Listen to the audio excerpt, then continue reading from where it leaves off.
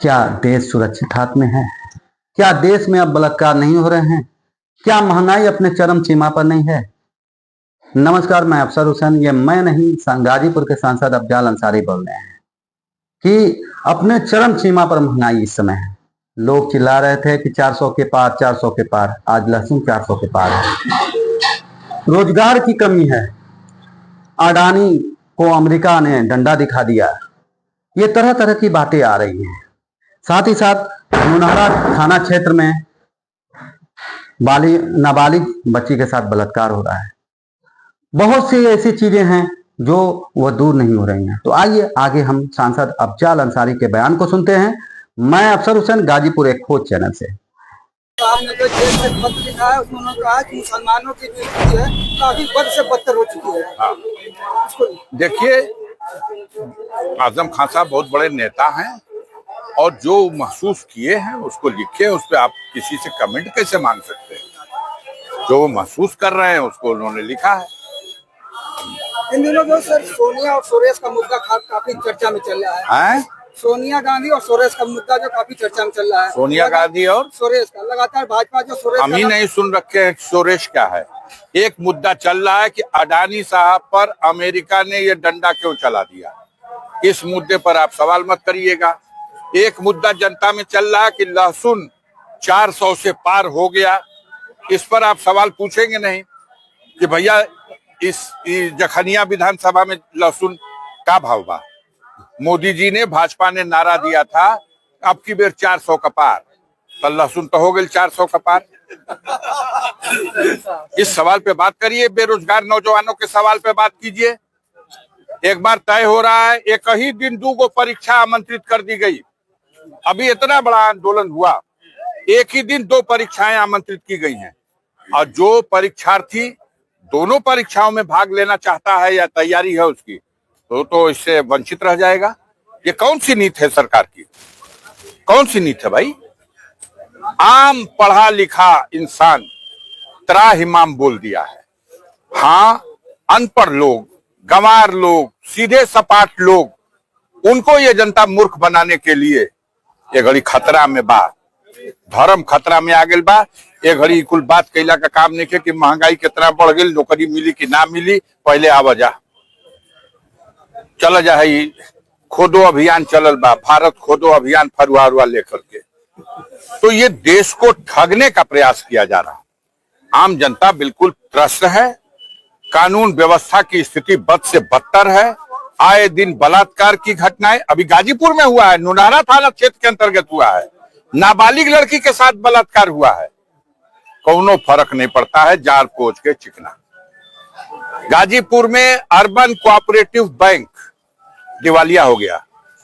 खबर है हजारों सैकड़ों करोड़ रुपया खाली मोहम्मदाबाद क्षेत्र का शाखा से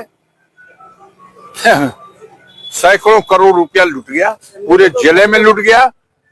और कौन है उसका गॉडफादर?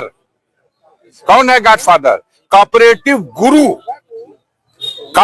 गुरु की संज्ञा दी गई और महामहिम राज्यपाल साहब के राजनीतिक गुरु जो उसके डायरेक्टर हैं, आज उनके लिए अब नहीं कुछ बोलेंगे, वो गए बेचारे बैकुंठ।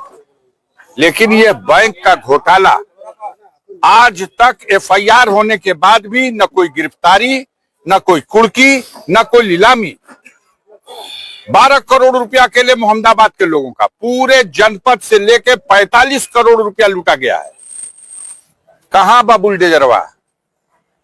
कहां है इनकाउंटर वाली गोली?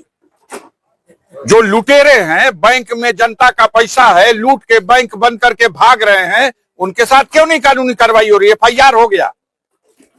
पूछ रही है जनता, अवाक है जनता। वारे मिली भगत, कैसे कर सकते हैं कार्रवाई? तब तो सिन्हा जी कश्मीर में बैठ के छत्र छाया में कोऑपरेटिव बैंक खोलो और जनता को लूटो।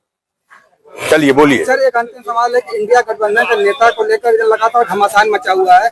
ममता बनर्जी को लोग नेता बनाने की बात कर रहे हैं, तो क्या और एक सोनिया और सब लोग बड़े आराम से बैठ के तय कर लेंगे। ममता बनर्जी देश की बड़ी नेता हैं। सोनिया गांधी हम समझते हैं सारे इंडिया गठबंधन के घटक दलों का जो सामंजस्य बना उसमें सबसे बड़ी भूमिका उनकी है।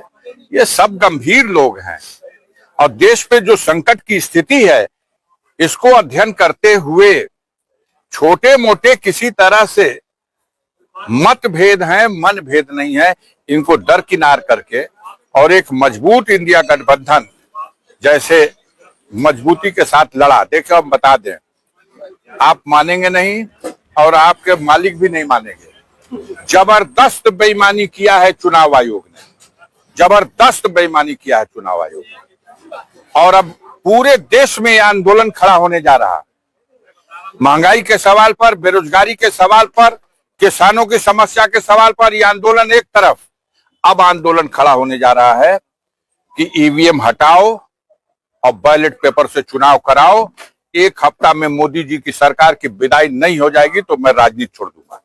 एक बार चुनाव करा के देख लो, एक बार बैलेट पेपर से चुनाव करा दे, बेईमानी का सहारा लेकर के, सुप्रीम कोर्ट के आदेश को दरकिनार करके आप जनता को ठग सकते हैं, जीत सकते हैं।